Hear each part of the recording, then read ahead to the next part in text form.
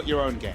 In addition to, Kingzone looking so good, I think that they've also gotten more flexible. Yeah, they have a good handle on the meta, but also when we saw them last at Worlds, Kana has actually improved in team fighting. He's improved in joining the rest of the team. He doesn't have to just, split off on his own. So like they have multiple options. Obviously, Peanut as well, replacing Cuz was a huge bump for them. And those things were connected. At the end of the day, bringing in a carry-focused jungler who can shot call in the early game and really start to ramp up the pressure early, there was less pressure on only Khan being the pressure valve in top. It opened up. How about the jungler gets in there? Peanut's Olaf still undefeated on the year 6-0. That's a pick I want to be looked at here. But I'm really excited to see if we just see the greatest hits of what we saw earlier today in their victories, or if we see something new from RNG and Kingzone. Well, a little respect there as Kingzone ban out the Kog'Maw in addition to the Kai'Sa here against Uzi, so we won't be having a repeat of that.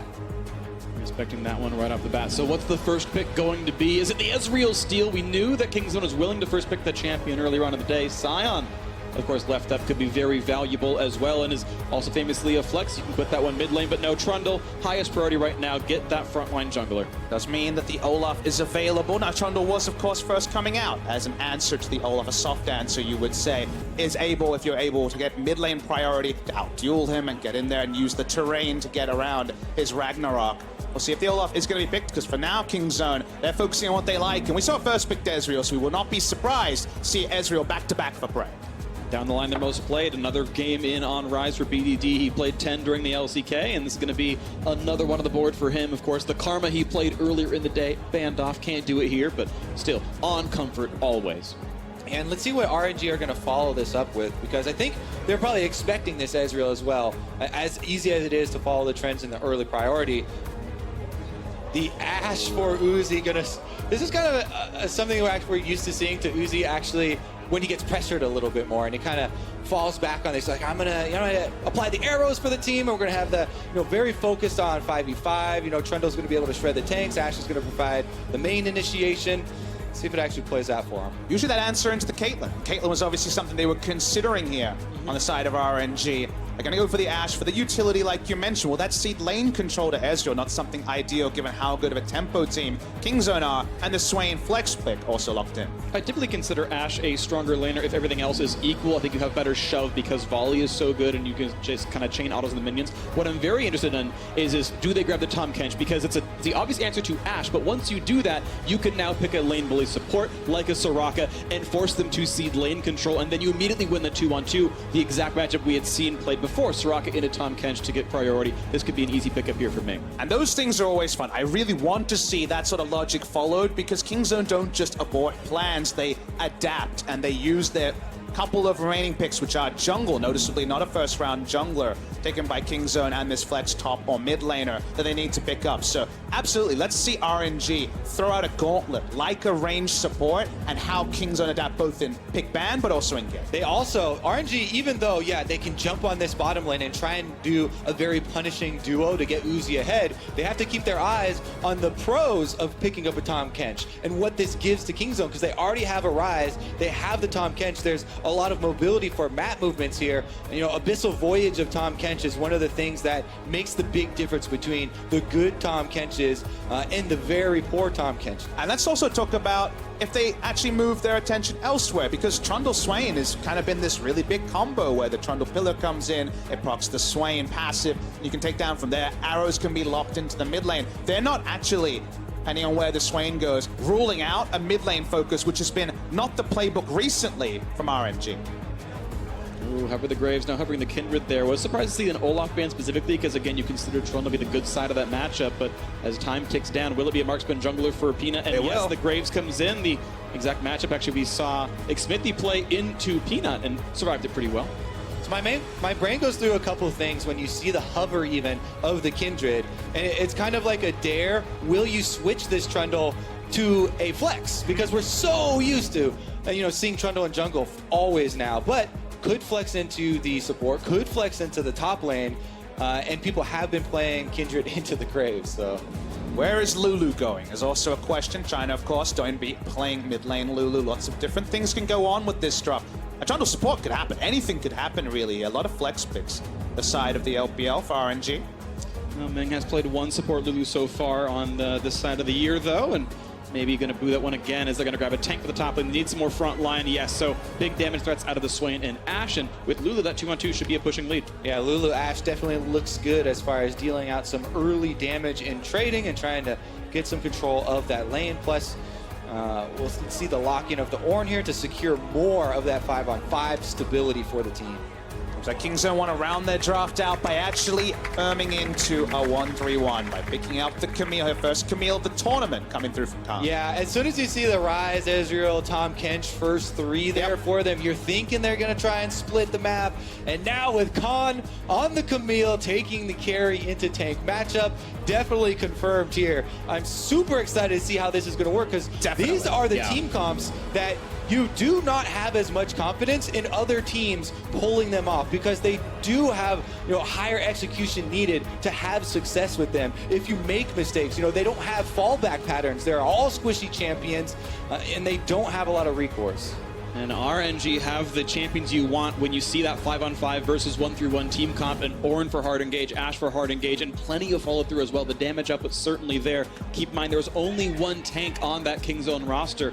It is that Tahm Kench, and in support role, not that durable of a champion. So if the 5-on-5 start, they can start running through people. Especially with the nerfs to great health as well. Tahm Kench on this patch, even weaker as a tank. And we saw the last game, Ole died like 9 times or something. So to be fair, the nerfs weren't the reason for that one. That was positioning. That's true. We need to see where Kingzone did take the lead, because like you say, bot lane is going to be a pushing lane. It's double range, but Graves into Trundle is seen as this counter. They can potentially invade around the Camille and do a lot of counter jungling, and I'm really excited about the first 4 to 5 minutes of this game, because I want to see how Kingzone wield the Graves first time on the year for Peanut. All right, well, the music is epic and the players are ready to go. You can see them on your screens right there. The Brendan Fountain ready to get out and unleash hell on their opposition. Game 6 of the day. Which of these teams will join Flash Wolves undefeated at 2-0? Royal never give up. Got their win at the very start, taking down Fnatic. Kingzone took down the North Americans and Team Liquid. Now they face each other. Coming into the tournament, these are almost everyone's top 2 teams. Love to hear the RNG fans cheering for their team. I must admit, I'm always staying silent and waiting for Kingzone fighting, but sadly, Korean brethren not here for this one. But the actual team is here, and I'm really excited because this is very standard Kingzone. It isn't tanks. It is a lot about pressure. We talked about an active level 1, and Peanut's pretty deep. Yeah, he's stuck up here onto the high ground. You say stuck. Snuck. Oh, there we go. Okay. He's able to sneak up onto the high ground here behind Let Me, where they have the extra advantage, knowing that Khan is here with vision of the single top laner, and Peanut has had plenty of time for the cooldown on his E to come back up. That's the fun thing, is with the quick draw, there's actually no cost. You can walk in, you don't have to blow a flash if you're ever going to be collapsed on. Yeah, unless they guess right away, but yeah, that's back up from cooldown. Not going to be a problem for him right there. Khan could also take hookshot and skip over if he really wanted to. But Khan's going to show himself on the ward. Peanut walks around.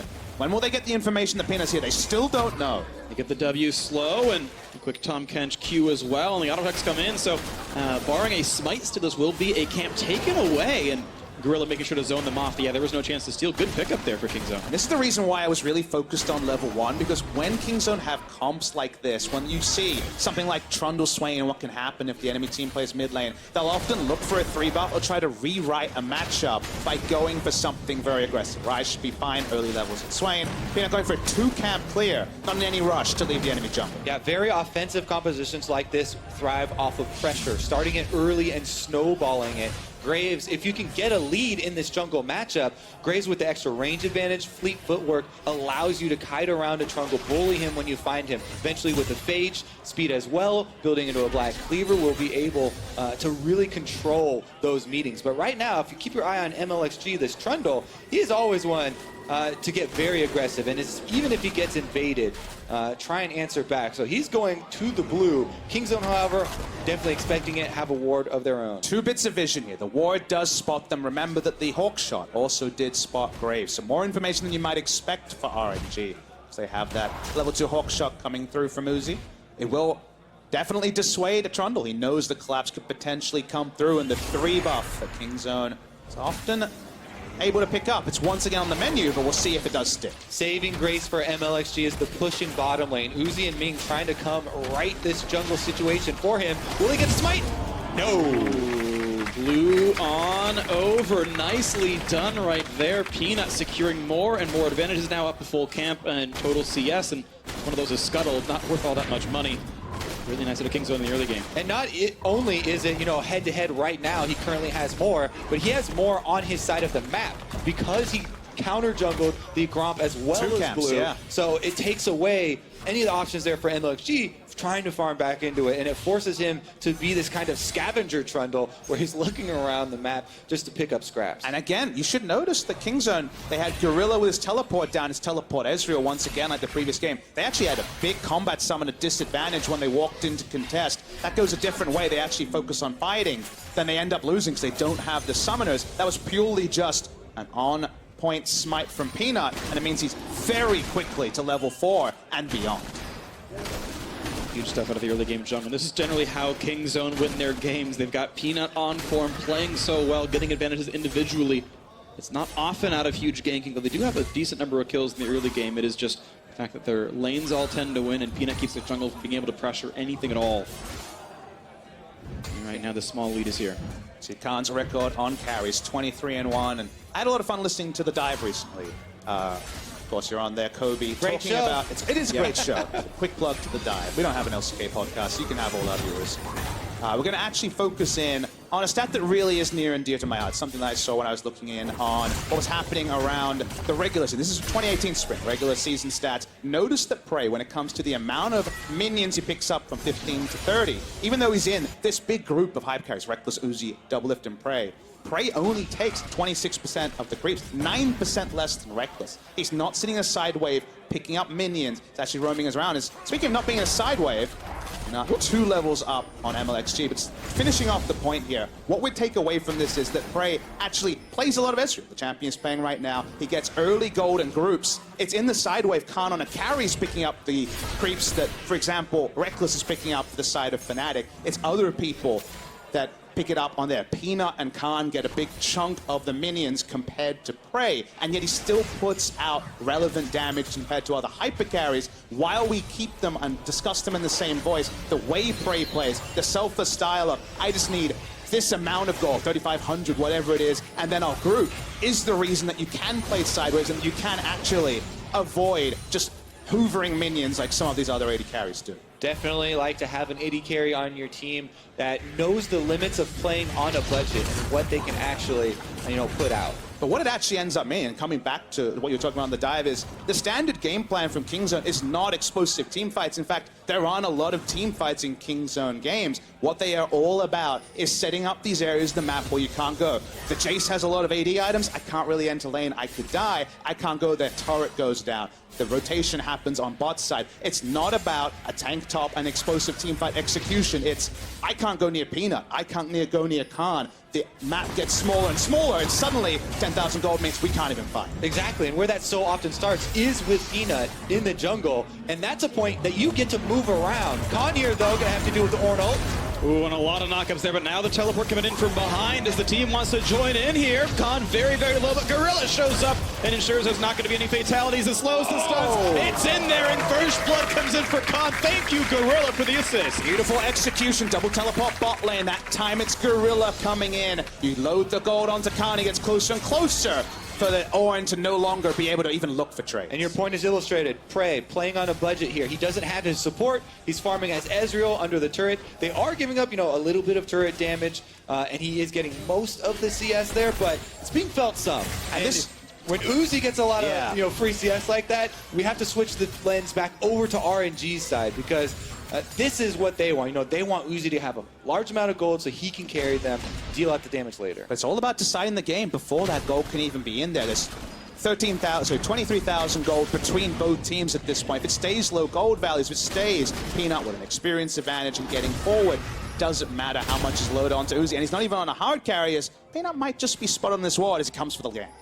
Okay, 3 versus 2. They're going to look for a lot of damage coming across this one, but It's going to be the summoner heal on the walk away as the minions go down and Uzi gets that last hit. No W in a CC, just the straight damage shots. Yeah, Peanut, though, continuing to invade on this Graves. He's able to get the red buff. Huge for him. Going to allow him to continue to bully. And MSG picking up scraps, the Krugs left around in his jungle. Whereas Peanut asserting dominance, getting those lanes, the extra pressure that they need to play offensively. These are the sort of games where Trundle struggles because he was already 3-buffed, he's behind in experience, only been able to farm. He wants to play around mid lane and try to make something happen with the Swain, but he's being dictated to by the Graves. The mid lane priority is there for Kingzone, largely because, like you mentioned, it's a no-go zone whenever Peanut shows up in vision or in front of your face, and that means the Trundle is just kind of hoping the game goes to team fights where he can be a factor.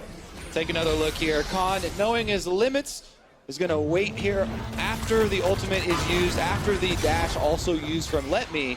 He knows that he can keep him around long enough for Gorilla to arrive with his ultimate. He's not in danger of the burst from Ornn as well, because he knows he doesn't have that brittle on him. And then they're able to secure it. It was fairly close, but a really good opportunity there from Gorilla, and it didn't cost them that much.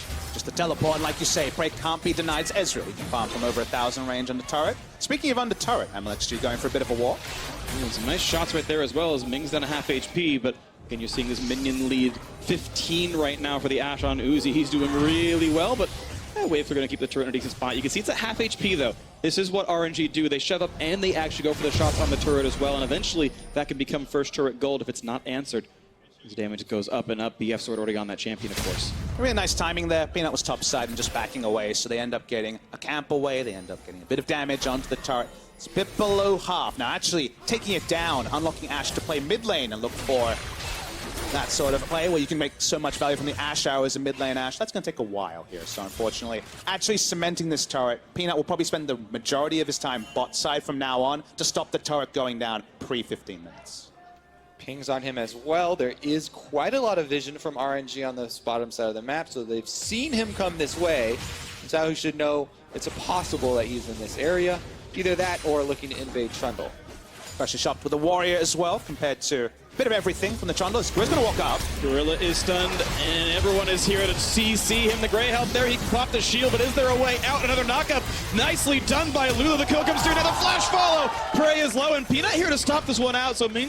So MLXG, their names are spelled similarly, now getting incredibly low. The flash in for the exhaust to stop the damage. Nice play out of Ming to keep his teammates safe. Didn't have wild growth up to keep him up, but the exhaust just about does the job. A lot of summoners actually are the cost for this aggressive play, but they do get away with it, RNG. And that was a good setup from RNG. On the control ward, they hit the Ashe arrow. Here we go, though. Can he dodge? Oh, nice out of Khan. Gets away from the knockup, but still has to be worried about how that trade might look under the turret and has to back right out as they burn their spells back and forth. A nice little grass proc, but the stun could be here. Is it the damage? A physical shield means the turret can't even kill him, and Khan just too good. The damage calculation dirty. Speaking of dirty, Peanut looking to proxy this wave. They're trying to isolate Uzi and Ming. Here comes the Abyssal Voyage. And now it's 4 on top of less. This could be an easy one. The flash forward, near sight of kill comes through, and Uzi has nowhere to go. Khan shows up, TP's in just to say, hello, I am here. I'd like a bit of XP, and that turret is going to fall. Yeah, they know they have easy numbers advantage there, having got the top lane kill, allowing Khan to recall, but they didn't even need it. And this is Kingzone, explosive lead now, taking the first turret as well. And there's just so much to keep track of if you're RNG, because there's 4 teleports and also an invasion advantage. Gorilla walks up, he wants to put down a ward. He does eventually go down. I think MLXG is optimistic with his flash over, trying to actually get the kill here. Prey was on around 500 health with his flash open. Exhaust very nicely done by Ming though. Didn't have really mana for anything else, but he does stop MLXG going down. Yeah, and MLXG trying to chase there. It is the flash for flash with Ezreal, but then the additional 2 summoners from bottom mean that is a huge victory. Unfortunately, Swain can't get there fast enough. Not able to respond to this, can't get to bot lane. Peanut was stopping them from walking away from the turret, disengaging the turret. If you realized it 20 seconds earlier, maybe you get away. By the time Peanut showed up, there was nowhere to run. And that's going to give the opening for Kingzone. They make the swap to the top side. They've sent Prey up there. Peanut with a quick exit is going to be able to pop that plant, as well as probably secure a little bit of an invade onto the blue.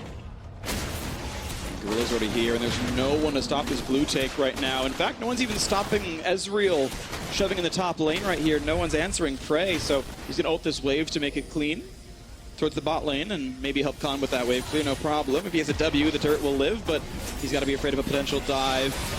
Even still, feels healthy enough, and Disengage is staying up. We have to remember to go back to our expectations from Champ Select and say, where was RNG strong? Where could they be strong? Well, going double ranged in bot lane. Now, they both died. The bot lane Tart went down first for the side of Kingzone, and the Ezreal Tom Kench lane actually comes out ahead. And they were strong on the bottom side. That's the thing. RNG, they're like, oh yeah, you know, we can get this double range matchup. We could be strong on the bottom side. But you have to be worried about what Kingzone we're getting in trade for that. And Gorilla made use of his global presence. It was even before level 6. He was able to use the Spellbook teleport to get up to the top side and create advantages on the top side. Now, we're going to have the Dragon Trader eventually, but Kingzone are still pushing on the tier 2 turret over there to get some more gold for themselves. Almost every team in history had one area of the map you could attack, and that would shut them down. That would slow them down. Stop Faker, maybe SKT won't be able to get over the line. Kingzone had this season had all 5 players step back and be carried and also be superstar hard carries. And while they were able to slow down a Prey and Gorilla, biggest star this season for them has been Peanut. Outrageously good. I would say the difference between Peanut and the second jungler in the world is massive at this point, bigger than in any other role.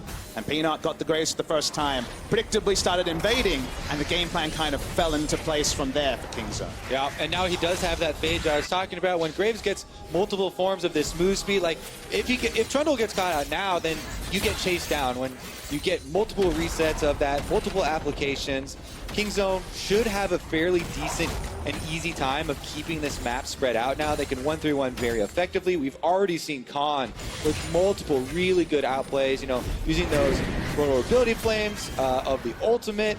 And now Rift Herald being used in mid lane while the 1-3-1 is going with Ryze and Camille split. The charge comes through and Chile drops the mid lane turret down to about 1/3. Will be answered eventually, but that is a low health turret. Kingzone looking to already get more than the 3 turrets they've got so far. Up 3 kills, up 2 turrets, and well, up about 5,000 gold at only 15 minutes in. This is a massive lead for the team. But notice they don't show greed. They know they're ahead, but double control ward to the left and right side of the mid lane turret means you can't just poke around. You don't know what's around you. So they're happy to tap the charge, give up the rest of the health on the Rift Herald. Then they have Ryze pushing in top. Camille will continue to push in bot. Sooner and sooner, you'll be able to invade with Gorilla and put down the vision, and then the play comes so much safer. As you know, cool as it is to always focus on how well Kingzone are playing this and how good of a team this is, you know, the strongest team that we have seen in so long, RNG, what they're looking at is trying to get a similar hard engage as we were talking about in the last game. But they're under so much pressure keeping them spread out that they can't, you know, bring those crowd control abilities together in time. They're just constantly behind the clock here, trying to play catch up. You know, even with Ash Arrow and Ornn possibilities, Kingzone are staying ahead of them. And that's a really good point there, because Tom Kench is next to Ezreal, and it's Ezreal hard to hit with the Ash Arrow. You'd love to throw in Ornn, because then, of course, you have to use movement abilities to get away from his ultimate. However, you're going to lose multiple turrets doing that. The cost is too high to actually group as 5 in Kingzone. They're happy to keep everyone, just taking the seams out and trying to play and push as much as they can without actually collapsing and opting into the Ornn.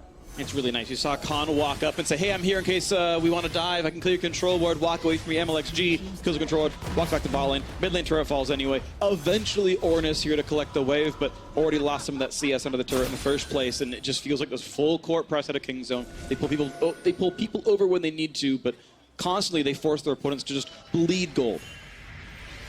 Yeah, the Camille split push is quickly turned into a very untenable situation for the bottom side. You know, there are no turrets left for them outside of their inhibitor turret on the top side. So even though the Swain can kind of get there and go 50-50 with Ryze, he can't join as quickly. Xiaohu is sitting on the Flash and Ghost for more emphasis put on winning that team fight if they can get it, instead of having one of those summoners be a teleport to get to the actual team fight. So RNG, again, so much of this game, of a possible comeback for them, would be on nailing down and forcing one of those big fights with all of their hard CC. However, they're down so much gold. Even then, winning that fight becomes a little bit sketchy. And that fight is not going to be like Flash was earlier where they got 6-7 goes at it. Yeah. Because of TP, Kingzone are always on the map. They're always in the lanes pushing. You don't have breathing room. So the extra teleport from Ezreal is meaning that they can just stay in lane longer, push for longer. You get one fight, maybe two fights, or the game is over because you're going to lose so much turret health because they have basically 100% uptime on push. The power spike is so much better for Kingzone as well. Full 2 items out of Prey there. Trinity Force plus a transformed Muramana. Uzi not even a couple hundred gold away from this Hurricane or whatever he's getting second. So a lot of space to work with here for Kingzone to take even more and more out of the map and still looking like the team to beat here at MSI 28. To note a little item choice here. Look, no Catalyst item for BDD. He actually went for full tier into Ceres, and now he's working on healing reduction to stop Trundle and Swain from dictating fights with extended healing. People were criticizing Fnatic earlier today for not picking up healing reduction. They were going for absolute burst. A pick comp just wants to kill someone, so you're not as focused on healing. Here, it will be a more extended fight, so healing reduction, super high value for BDD. And Swain certainly champions you want to be able to cut down because they are going to get so much health back over the course of the fights. Right now, the stopwatch is in inventory for Xiaohu, and of course he's going towards Zhonya's next step, so yeah, that's going to be a lot of time he's got to work through that. But still a low ability power build. He's rushed for that Abyssal Mask, so not sure that even if they do find the team fight, they can actually kill the champions in time. Khan, you can see how much he does towards Let Me. A 2-level lead in that side lane right here. He's just gotten so much farm. He's up almost 50 CS. Missed the cannon, though. All right, never mind. Pack it up. Yep. Tonus over. Wow, all right. Kingzone just forfeit. Little bit facetious. Dragon is coming up, though, so maybe there's some inkling as we have MLXG currently hiding on the control ward, though there are deeper wards from Kingzone that saw him move to this area. You're watching at home and learning more and more about this double tier Ezreal build. Second tier is online super early. You want that after the Muramana is transformed, started actually going on. It was 30 minutes 35 when he had Ceres Embrace complete and also the Muramana transformation. This one was around 19 minutes, so probably around 30 minutes again, our expectation for the entire Evolve double tier. Yeah, and this does mean you're going to have a power drop in a build right now because he's getting almost 0 extra power. There's a bit of that mana to AD conversion and everything else, but until it turns into full Seraph, it's just not really that stat efficient of an item. And BDD actually used his Realm Warp to push quicker there on the top side. MLXG is just going to fall. Min couldn't land the rest of the abilities in, and the fight comes in. They're looking for the next kill. Xiaohu gonna pop the Zonies, but Uzi is going to drop. Ashe is gone, and so is Swain. The ulti does not do enough damage. 3 quick kills in for Kingzone, and no one is putting up a fight against them. Yeah, with that, team fight victory, they're going to be able to move over to Baron as well. And once that happens, this is only 20.5 minutes into the game. Once that happens, you feel like there's no coming back. And it's so instant. The collapse happens, and Let Me can't even be there. He's been just screaming for a 5v5 with this Ornn drop. He may never get one. He ambles over. Already his threats are gone. So it's Baron for the side of Kingzone. Exactly. The speed with which that just happened didn't even allow for a teleport channel. We're just poking at this point. No one's fighting. You don't think the fight's over until Prey pops over and Chop Be Damned does a lot of damage. Khan is already there. You see the Ornn futilely walking from the base. Nothing he can do. Yeah, the coordination there from Kingzone with Pina and Prey both hitting their ultimates at the same time, and then Prey jumping in with the Arcane Shift. There was no hesitation here, and you could tell they were of one mind, allowing for that collapse to pull off. That's why Ezreal has always represented a different threat when I'm watching the LCK compared to all the criticisms you see in post-game threads, NEU and NA, about Ezreal doing no damage. If you hit your timings, if you can rotate and be ahead of the play, which of course Kingzone always tries to be, he does incredible damage at 2 items. It's why he doesn't need to side lane. Prey doesn't play a lot of Infinity Edge champions because it's all about hitting these precise timings before you need a 3-item build to actually take effect. It plays around the fact that Kingzone tends to be a great early game lead into mid-game conversion team. It's a team that bucks the trend of, oh, it's LCK, oh, they play so slowly in late-game team comps, and Kingzone is not really that team. Of course, their macro is great. They're the best team in the world for a reason. But it is about early to mid-game pressure a lot of the time for this squad. You can see, again, this gold lead just stupidly high, 9,000 at 22 minutes against the best team in China, and it just doesn't even look close. You summated it, Freak. That's exactly what we're seeing in front of us. They've played this immaculately so far, Kingzone. The Spirit of the Rocks Tigers certainly there in their game, and it is very easy on the eye. If you want to see the bloody team fights, maybe in a best of 5, but in games like this, It's just all happening around RNG. And if you're Uzi or any one member of RNG, you must be so frustrated. Yeah, Baron gonna further empower the split push as the turrets continue to fall. Banner on the cannon already as well in the mid lane. Kratos got hit. Yeah, but Gorilla's there, but they find the knock-up here, and they will find 2 out of it, but no one is in range anymore to deal damage. Shahu Pop goes, but not going to go for the actual engage. While Growth comes in with his cannon, still alive and chunk down to the turret. Force Kingzone to play one lane, but unfortunately those big ults are down, so they will lose their inhibitor from this passage of play. That was the one chance they got. That was the first time they could. Unfortunately, it was 12,000 gold behind, and the execution couldn't quite carry them over. Ooh, a nice pullback though on a BDD. They might get one for themselves, but still no one is really in range. Now towards Gorilla, who pops the cleanse, and finally a kill comes in for the first time at about 18. And Shahu towards the front, Realm Warp just getting him out. They're going to be safe here. Khan, and he's got escape tool, so does Prey. Respect the fact that Demonic Ascension is there. They can't take the second inhibitor. They have already got the one. It is, as we mentioned, at 12,000 gold. They want to chunk it and run away here. Teleport's actually coming in as well for Kingzone, and they want to finish. Gorilla's still dead, and they're happy to siege a 4v5 right now. Pillar comes in looking for damage in Akana. Uzi's okay in the side lane, and now they're going to get that kill without a Tahm Kench to save. So a bit of greed out of Kingzone, maybe too ostentatious there. And they're going to have to stop and cool down, respawn, and try again in a few minutes. Tried to abuse, they could freshly shop and come back with teleport, but still 4v5. They are too optimistic, not going to commit on the play. Back away to Kingzone. A bit unsociable there, but they've got quite a lot of road to play.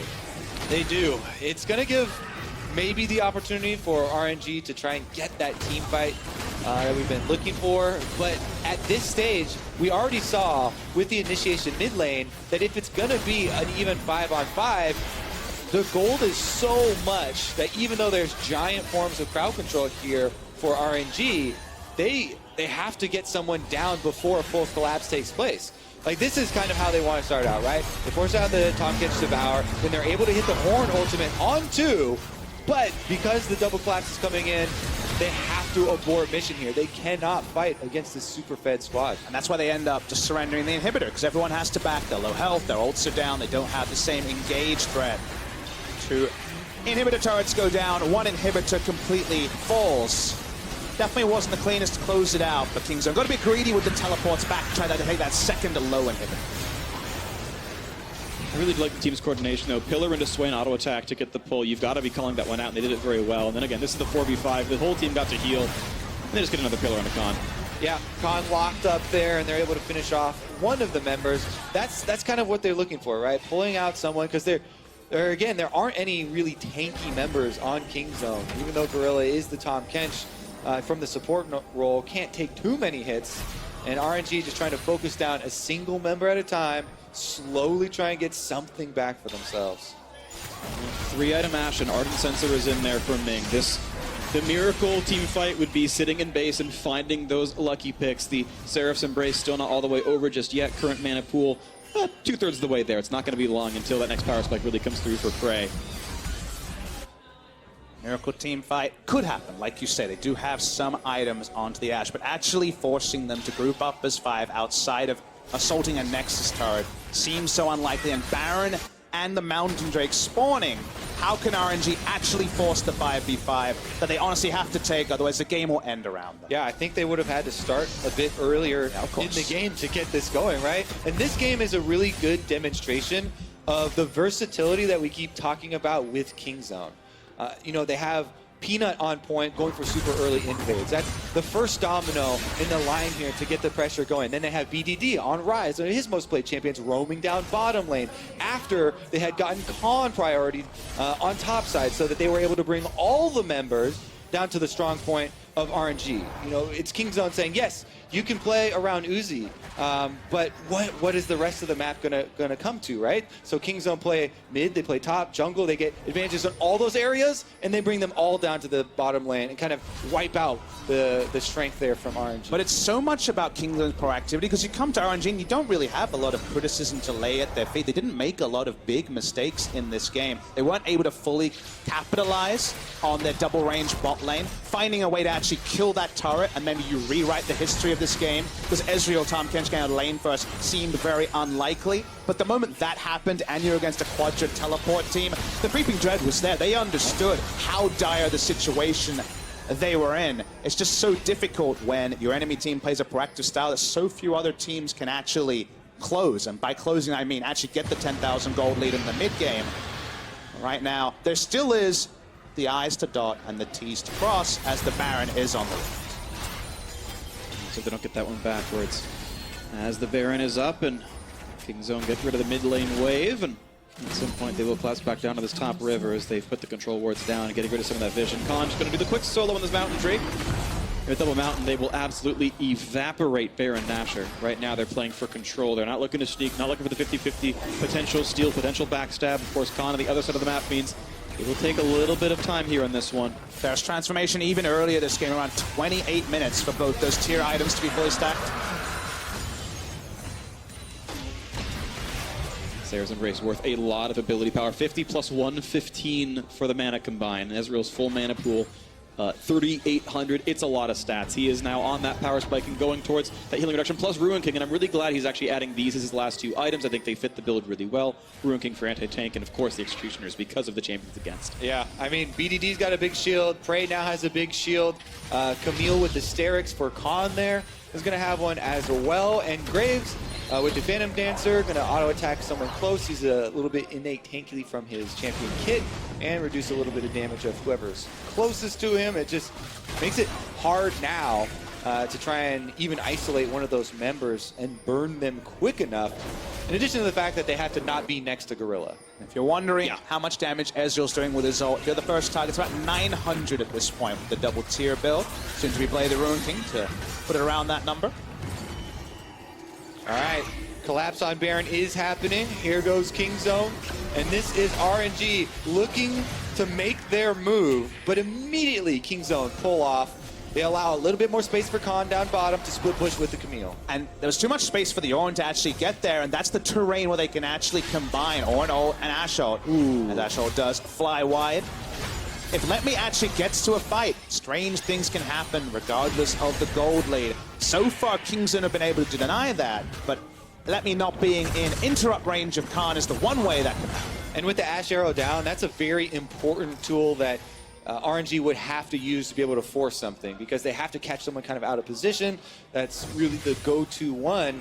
And, you know, Tahm Kench was also right next to Peanut, even if that one had landed on him. So RNG might have to wait around. They need every advantage available, everything they can get, try and make it happen. Well, Shahu basically has money for Rileys right now, and Uzi is only about 400 gold away from Infinity Edge, and that is a huge spike. They've got Khan slow, but he knows he can dodge away from any of the skill shot, crowd control. Ashe arrow on cooldown right now anyway.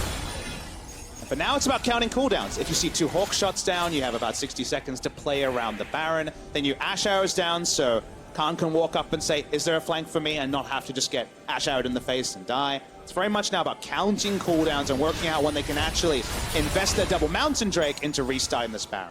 Counting for positives for RNG, though. They have been able to bide their time. They've been able to farm a little bit, wait for the second inhibitor come back. Yes, they're still down, 10,000 gold, and it's dangerous for them to venture out towards the Baron. But it stayed 10,000 gold, and there's still no tank other than Gorilla on the lineup, which means you trying to ult exactly that champion, and the front line is easy to kill. Uzi very close to IE gold. He actually might have it on this recall, and that's the big power spike. That's now Leandri's Torment actually instead of Rileys, the item out for Shahu. So even the midline Swain trying to build a bit of space is actually starting to scale up as well. Can use their opponent's stats against them. It's a max health burn, which is good against bruisers like Khan and Peanut have, where they don't have MR, they have health, and it's like, well, great, I scale off that anyway. Of course, still, we're talking about a 10,500 gold lead right here. This is something that Kingzone should be walking away advantageous with as they continue to scale up. Later, the Ruin King done for Prey as well. Any attempt to siege here, so RNG finally feeling confident enough. They're investing Let Me because he pushed out far enough in the bot lane. On the few times they've been able to walk down a lane and be proactive. Yeah, and you only have 30 seconds once you do that. So if they aren't able to immediately jump on it there, and have the Ornn get close enough in that 30 seconds, Khan's knocking at your door again. He's like, hey, I'm at your inhibitor turret. Are you going to come back and deal with me? Or are you going to take your shot now? Actually, he does have more vision available to him because he did go for Eye of the Watchers now opened and is able to actually start poking in the walls. There's still no Baron taken. Nice chunk down from Khan. Actually makes Let Me have to kind of hide from this. Look at that. He actually will die under turret, so that's going to be inhibitor turret falling. Yeah, even a Ornn with press the attack on him already looks pretty juicy. So the play is to sacrifice Baron and go for a kill on Khan. He's going to flash to land an auto attack stun, and he should not have any ways out of this one. Guardian Angel popped. The death should happen as well. He's going to try to make the play. Nearly takes down Uzi, but the health is simply too high. So Baron gets taken out, and the team is sieging the top lane as they will kill off Khan. So now 5v4 with Baron up. The Baron is going to help knock down that top lane inhibitor for a few seconds.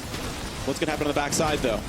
Was no play. I would say there was no play for RNG to actually stop the Baron with where the map was. So they get a kill, they get a Guardian Angel. Now the gold efficiency of his items are a bit lower. They lose top lane inhibitor. They have no inhibitor turrets left, but there wasn't really another playbook for RNG to follow. You gotta cherish the small things in life, Papa Smithy. When you're down 10,000 gold and you're able to kill the enemy top laner and take down their Guardian Angel, you know, that's going to be one of those small victories for them. Because as you said, if they go for that Baron, it is a Hail Mary. If they try and stop that thing, that is a very low percentage, you know, attempt to actually turn the game right there. But this one, they sent everybody down to Khan, trying to make some quick work of him. And even then, you know, they're flashing on him, they're immediately ulting, and not hesitating to use everything available.